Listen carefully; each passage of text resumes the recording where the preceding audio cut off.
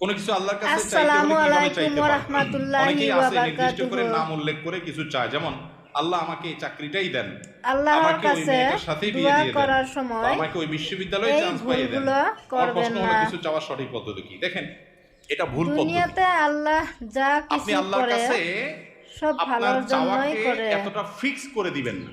নবী তাই করিম মনে সাল্লাল্লাহু আলাইহি ধৈর্য সাল্লাম রাখে দোয়া শিক্ষা দিয়েছেন সাহাবীদেরকে, আল্লাহর কাছে ভরসা আল্লাহুম্মা করে ইন্নী আসআলুকাল আফিয়াতা ফিদ দুনিয়া এগিয়ে যান।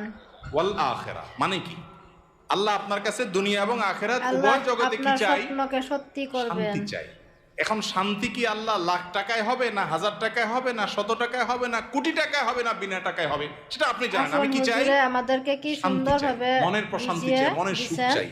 এই জিনিসটা আপনি আমাকে কিভাবে আল্লাহ দিবেন আপনি জানেন। আমাদেরকে আমার শান্তিটা বুঝার দরকার। তৌফিক দান আমার শান্তির করেন। জন্য যদি কোটিকে টাকা দরকার হয় তো আমিন। কোটি টাকা দেন।